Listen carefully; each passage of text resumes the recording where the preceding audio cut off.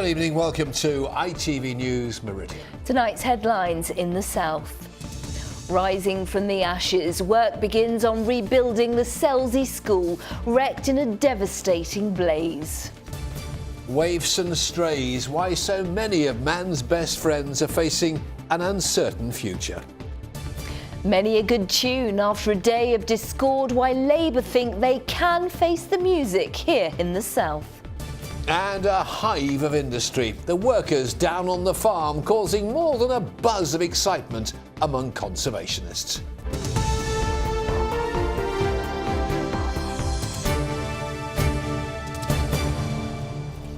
Good evening to you. It was a dramatic blaze that devastated a whole community. Their school had been a valued focal point for the people of Selsey and Sussex, and when it went up in flames back in August, shock was matched with despair. But even while firefighters were still at the scene, damping down the smouldering debris, school officials pledged it would rise from the ashes. And this week marks a key milestone in the process with the arrival of temporary classrooms. Emma Wilkinson has our report. For the people of Selsey, it's hard to believe this was only 5 weeks ago. Today, as workmen build a new temporary school, the smoke-filled air and twisted metal seem a distant memory. The Academy Village, as it will be known, previously housed students from Bowhunt School in Worthing, while their new school was being built. That's helped speed up the process here, because the units are already set up as classrooms, and they're far from your average porter cabin. Certainly from the pictures that some of the students have seen, they are very, very excited about being in these facilities. Some have suggested some might be better than some of the classrooms they had previously, and if that's the case, then that's fantastic for them. But the last month has been far from easy. Aside from the obvious logistical challenges, it's been hard to maintain a sense of community when different year groups are being taught at different locations. These Year 7s had their lesson today in the town hall. Obviously it's been a bit of a shock to the system, but they've come back in and they've worked really hard for Year 7, especially being a new school as well. They've worked really well and come together and coped well. But it won't be long until all pupils start calling this school. And as lorry after lorry continues to arrive carrying temporary classrooms, just a few hundred yards away behind these hoardings, the work to dismantle what remains of the old classrooms continues. That work will last just another few weeks, then the focus will be on what replaces them. Nobody would have wanted this to happen, and it's been at times devastating for the community, but it will give us the opportunity to rebuild. It will give us the opportunity for a brand new school, and that is a positive that's come out of this. The former school was 50 years old, and while the size of its replacement isn't expected to change much, the facilities inside will be brought up to date. The cost will be covered by insurance and will likely run into millions of pounds. Planning's in the early stages, but staff are hoping to continue making quick progress. The aim is for pupils to be in their brand new classrooms by this time in 2018. Emma Wilkinson, ITV News, Selsey. And of course, more news from the south on our website, itv.com/Meridian. News updated throughout the evening. The company that operates P&O and Cunard cruise ships out of Southampton has reported profits of more than £1 billion for the last 3 months. Carnival says it's partly due to lower than expected fuel prices and higher than expected bookings. Almost 7 million people now take a cruise every year in Europe. 9 ships are based in Southampton, and Carnival has just ordered 4 new ones. The pool-based company Merlin Attractions has been fined £5 million for the Smiler roller coaster crash at Alton Towers. 2 teenage girls had legs amputated and several others were seriously hurt in the accident in June last year. The company admitted health and safety breaches. This avoidable incident happened because Merlin failed to put in place systems that would allow their engineers to work safely on the ride whilst it was running. This made it all too easy for a whole series of unchecked mistakes, not just a single push of a button, to result in tragedy. Residents at a block of new retirement flats in Romsey had to be moved to safety when a fire broke out last night. It's believed the blaze started in a generator outside the Renaissance Retirement's fleur-de-lis building. Work had been carried out to make it less noisy following complaints from people living nearby. The campaign to launch a legal challenge against the troubled Southern Rail franchise has raised 2/3 of the money needed. More than 900 people have donated £18,000 to seek a judicial review. The campaign was organised by Southern commuters to challenge the way the franchise was awarded. Jeremy Corbyn went back to school today, determined to put education at the heart of his party conference. He says Labour will oppose Theresa May's plans for new grammar schools. He's also spoken about the future of airports here in the south. Should the new runway be at Gatwick or Heathrow? Well, from Liverpool, our political correspondent Phil Hornby sends this. Finally, some harmony in Liverpool. Today they found an issue they all agree on, and they think they're in tune with lots of voters in our region. They don't want more grammar schools. The issue is education. The issue is, what do we do with our schools in the future? Do we love all children or just some of them? I will fight with every breath in my body against the new grammar schools. While opposing grammar schools is easy for Labour, other decisions are more difficult. In a marquee on the edge of the conference complex, they were talking about the Great British Takeoff, the announcement expected within weeks of where to build a new runway, Gatwick or Heathrow. Both airports are here making their case. Some people might wonder, what's the point of coming to the Labour conference? Why do you need to get your message across to them? Because they're not the government. Well, it's very important for us that we build a very wide political consensus of support for the runway solution that we've put forward. We think our solution's best for the regions, it's also good for the South East, and it's also the best option when it comes to environmental matters as well. Heathrow is still favourite, but Jeremy Corbyn has his doubts, not least because his closest colleague, Shadow Chancellor John McDonnell, has spent a lifetime fighting Heathrow expansion. There are big questions to be answered. One is how long it would take. Secondly, of course, the alternatives, Gatwick and other alternatives are being looked at. Because John McDonnell has always been fiercely opposed. Indeed, John McDonnell is very strongly opposed to Heathrow. He tells me almost every day. Don't know if it's an omen, but both airports offered cakes and pastries, and in the Great Takeoff Bake-Off, Heathrow won hands down. We should get the result that really matters sometime next month. Phil Hornby, ITV News, Liverpool. In other news, police in Dorset have renewed their appeal for help in finding a woman who's been missing since April. Isabel Munro from Christchurch is profoundly deaf and has learning difficulties. Yesterday was her 42nd birthday. Her brother says the last 5 months have been very difficult for the family and they are desperate to know what's happened to her. Some of Hampshire's bravest police officers and members of the public have been honoured at a special ceremony. PC Sean Brennan and PC Linda Davis patrol officers from Cosham. They were honoured after they performed CPR on a 3-year-old that had suffered a cardiac arrest. Dennis and Lizardi Fisher were praised for confronting a burglar at their home in Andover. College in Sussex will continue with £36 million redevelopment plans despite missing out on government funding. Brighton and Hove City Council's college bid for a £14 million growth loan was rejected over Brexit fears and available funds. Sussex astronaut Tim Peake has written a book recounting his time in space. Hello, Is This Planet Earth will include 150 photos taken by Major Peake during his 6-month mission on board the International Space Station. He conducted more than 100 scientific experiments and engaged with thousands of school children on Earth. The book will be released in November. And it's bound to be a bestseller, I'd have thought. Well, you're watching. Comes in to plug it. Yeah, let's hope he does. You're watching ITV News here in the Meridian region. Coming up, Simon with the weather forecasters. Warming up sound okay? Yes. Plus, the employment lottery, why your chosen dream job is unlikely to last forever. Don't say that, Sangeeta. For more on all of our stories, head to itv.com/Meridian. Any views or news, call us, please. 0808 10 10 095, the number to ring, or get in touch via Facebook or send us a tweet at ITV Meridian.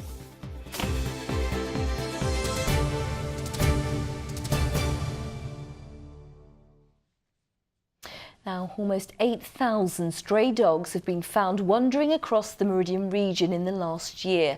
And worryingly, the Dogs Trust, with bases in Newbury and Salisbury, says up to 12 healthy pets are put down each day because they're not microchipped and can't be reunited with their rightful owners. That's a terrible shame. Let's look at the figures in more detail. Almost 8,000 stray dogs were picked up by local authorities this year, here in the south and southeast. More than 4,000 dogs were reunited with their owners in the region. And almost 1,000 owners and their dogs were reunited because of the microchip.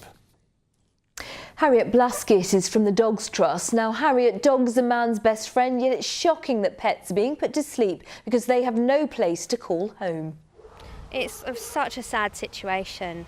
At Dogs Trust we believe that a dog is for life, not just for Christmas, and seeing any dog languishing in kennels rather than having a home of their own is always a really sad thing to see. So why are we seeing so many incidents of lost and abandoned pets here in the south? Thankfully, the figures have actually decreased around 10% since last year, so it is something that is going down. But there is still a problem with strays. There can be so many different factors. It can be, although we've brought in the compulsory microchipping now from April of this year, hopefully the figure will go down even more. But it is so important that people remember to keep their microchip details up to date if they have any change of address or telephone number. In April this year, it became legally compulsory for all pet dogs to be microchipped, and owners who fail to comply being fined £500. Is it making a difference? It's really difficult to say. The stray dog survey ended in April, which is when compulsory microchipping came in. So we're hoping that next year we will see a bigger difference, but at the moment it's really difficult to say. Last week, just at this centre, we had 4 stray dogs that were brought in.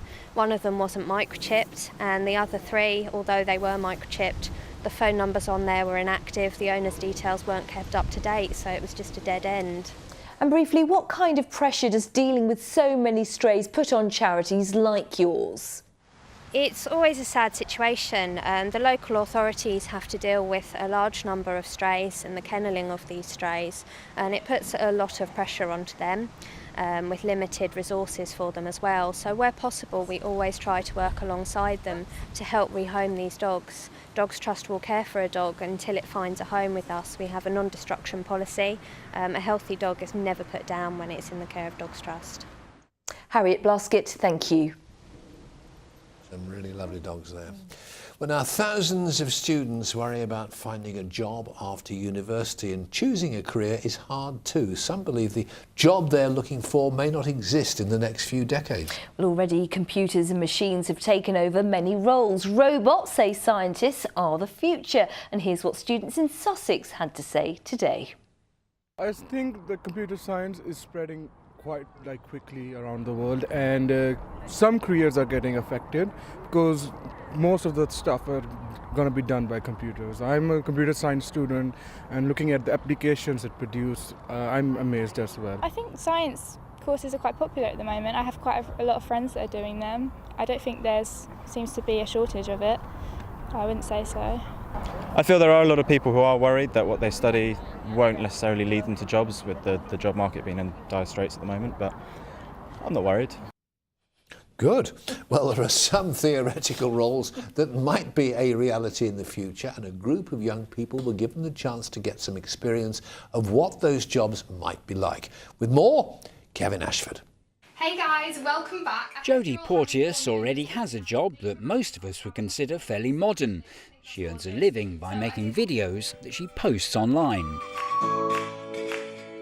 As if that wasn't enough, Jodie has also been finding out what it might be like to do a job that doesn't even exist at the moment, but according to experts may well do in 10 years' time. The one she's been researching is a rewilding strategist. That's someone who would try to restore a bit of greenery to our lives. You know how built up cities are these days. You kind of don't really see any nature anymore, and over time it's only going to get worse. So we actually need to start bringing nature back into cities. Otherwise we're just going to lose this whole sense of it. Do they look anything like this? Jodie's theoretical job may not yet exist, but she has already been passing on some tips that she's picked up to the people who run this inner city rooftop space. When I was kind of going through careers advice, it was very much lawyer, accountant, or doctor, and it's really refreshing to hear that younger generation are kind of forward-thinking and focusing on spaces like this and how they can be preserved and nurtured even more. This is a bit of a Jurassic Park moment. All of the young people in the research project made videos about their possible future jobs. As well as Jodie's rewilding strategist role, other imagined professions included a human body designer, a freelance biohacker, and even a space tour guide. Really, students have been training for these new types of technology-driven jobs their entire life. They've grown up with technology in new ways. So they're starting to bring in some of the creativity that they naturally have and apply the technology towards it to find new types of roles that will exist. And students, it seems, know that the world of work is changing. Only around a third are confident that their chosen career will exist in a decade. Many would like to see universities teach more technology, with a quarter saying there should be more coding taught and about the same wanting more on web design. But those in the know say there's no need to panic just yet. When you look at a lot of these new jobs, although they're working with new technology, often the skills remain quite similar. It's almost a form of rebranding the old jobs. So things like biohacker, I mean, these are kind of biological science roles that have existed for many years. So I say to people, look, don't be scared. The future is interesting, it's exciting, and while some jobs will change, I think there are roles for all of us. Of course, no one can be certain these predictions about jobs in the future will come true. But you can be pretty sure that the jobs we do now and the way we do them will be changing. Kevin Ashford, ITV News. The ITV Evening News continues with the national and international news at 6:30. Here's Mary Nightingale. Big trouble for Big Sam. We have all the latest on the crisis surrounding the England manager's job. Alton Towers operator is fined £5 million over the Smiler roller coaster crash, and 50 years after his first broadcast, stars, friends and fans remember Sir Terry Wogan. We do join Mark and me for that and more at 6:30. We will, Mary. Thank you very much indeed. Sport now, with the football season now in full swing. Another busy night ahead. In the Championship, both Reading and Brighton will be attempting to strengthen their positions near the top, both going really well. Reading travel to Brentford and Brighton to Ipswich. Manager Chris Hughton isn't expecting an easy encounter. One thing about a game against an Ipswich side is you know what you're going to get, and that's a hard-working team, got good quality in the side, and a side that are used to being, if you look at their finishing position in the last couple of seasons, you know, they're always up there. In League One, Oxford are away at Southend, while Swindon host Northampton at the County Ground. In League Two, Portsmouth make the long trip to Blackpool, while Crawley are at home to Colchester. Good luck to them all. Now, the future of our agricultural industry could depend on things so small you can hardly see them. Yes, the insects that pollinate flowers, but environmentalists are concerned they are in decline, and that could have serious consequences. One farmer is trying to reverse the trend by creating the right conditions to restore the natural ecosystem. To explain, here's Keith Wilkinson. This used to be part of a field full of cereal crops. Now, thanks to the farmer Jonathan Boaz, it's a man-made wetland, a haven for wildlife, a place where there are insects vital to the future of the planet, wild pollinators that help plants to grow. Mr. Boaz is one of a number of farmers getting funding to help him to farm his land in a more environmentally friendly way. A big contrast to the years when farmers were encouraged to rip out hedgerows and use vast amounts of agrochemicals. In our quest to produce more and more food, obviously we've destroyed that habitat, and I think it's payback time now. We've got to do something about it, and this is the objective of what I've set out to do, really, is to still farm, you know, with the emphasis on food production, and at the same time not destroying all the natural habitat in the process. Environmentalists like Caroline Coursey applaud what's being done here to bring back nature. Wildlife trusts are worried that there has been a decline in wild pollinators, and they're researching what can be done about it. Basically, pollination is when an insect flies from the male parts of the plant, takes it to the female, and we get a seed. So they're vitally important for most of the flowering plants that we have. In the UK, we've got about 1,500 species that we know are pollinators, and that includes bumblebees, solitary bees, hoverflies, flower beetles, wasps. This farmer says one of his biggest concerns is over the rapid growth in Britain's population and the pressure to build millions of new homes. Will this mean projects like this one will become impossible in the future, with devastating consequences? We are losing so much land, and there'll come a point in time where the need to feed a growing population off a much smaller acreage will start to get quite a serious problem. For now, this little piece of England is a friendly place if you're a pollinating insect. But with the countryside under threat, it could be bad news for them and for us. Keith Wilkinson, ITV News. We can talk now to Dr. Tony Whitbread, Chief Executive of the Sussex Wildlife Trust. Tony, are projects like this enough to safeguard our natural habitats? Well, yes, projects like this certainly can make a great contribution to safeguarding our natural habitats in the countryside, but also in towns as well. Tony, so many demands, of course, on our countryside for housing. How do we strike a balance between housing and nature? Well, generally what we look for is a win-win solution. We need both nature and housing, of course. So actually we need to look at how we can actually suffuse wildlife through development as well as into the countryside. So tell us, what kind of things are you doing in Sussex? Well, the sort of things we're doing here is working with farmers, with landowners and in urban areas to see how we can develop green corridors, flowering plants, for example, which go right into the towns and throughout the countryside. And Tony, is there anything we can do as ordinary people, ordinary mortals? Yes, people can do an awful lot to help with this. I mean, any garden, any stretch of green space can all add together to make a green network, which adds a great deal. There's more area of garden in the countryside in Britain than there is nature reserve, for example. So everything can help. Tony Whitbread, good advice. Thank you for talking to us. Thank you very much. Bit of a delay there. Well, let's find out what the weather buzz is now here, Simon. Oh, I like what you've done there. The thing about bees is that we know how important they are. A third of our food probably pollinated by bees, but frighten the life out of us if they turn up we're having a picnic. Oh. But thankfully, we have some brave and hardy souls who have got up close and personal enough to take these brilliant pictures of them. First one here, Becky Simmons. That's one immersed upside down. Any idea what that flower is? No, I haven't got a clue. It's an Antiarinum. Is it? I'll have you know.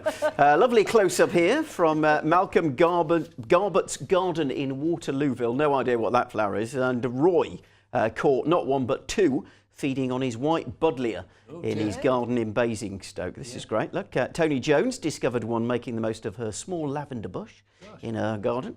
And Morris, this is Morris Kirkham, came across a whole swarm of them on a warm day last month. But guess where they were? I have no idea. On the pavement? No, at the seaside. Look, who knew they liked a day at the beach too? And finally, be beside the sea, very good. Finally, Tim Wells in New Haven caught this one departing from a damp flower. Plus, you know the expression about when you're running around mad busy? Yes. Well, he actually also spotted in his garden a fly with a blue behind.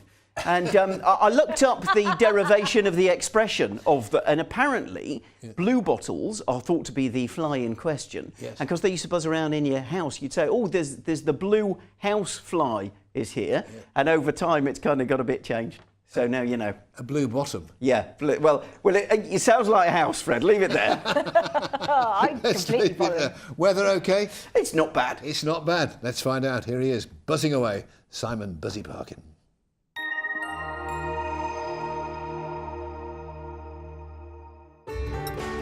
From blizzards to pool, driving through Europe. Eurotunnel the Shuttle sponsors ITV Meridian weather. Right, here's a lovely picture from Tony from earlier on today, showing firstly just how cloudy it was in most places, and secondly that autumn is just beginning to show its hand. But before it arrives good and proper, well, we get a blast of something more summery tomorrow, kind of. Your average temperatures this time of year, 16, 17 degrees would be pretty good going tomorrow, thanks to warm air from the southwest. We could see highs of 21 or even 22 in our region. That's 72 in Fahrenheit, which at this point in late September is a bit of a bonus. For tonight, it's a mild night. Temperatures generally staying up around 12, 13 degrees. There'll be some clear spells, still a fair bit of cloud, and it might be a bit grey first thing tomorrow morning, but that cloud's going to break up quite nicely. We'll get some decent sunny spells on the go, and that's what's going to lift those temperatures. Still quite a noticeable breeze along the coast and around the Isle of Wight, and a fresher feel here, but as I say, inland 21, 22, quite possible. As for your high tide times, in Brighton, 10:30 in the morning, 11:45 in the evening, and then less good on Thursday with some cloud and rain first thing. Eurotunnel the Shuttle sponsors ITV Meridian Weather.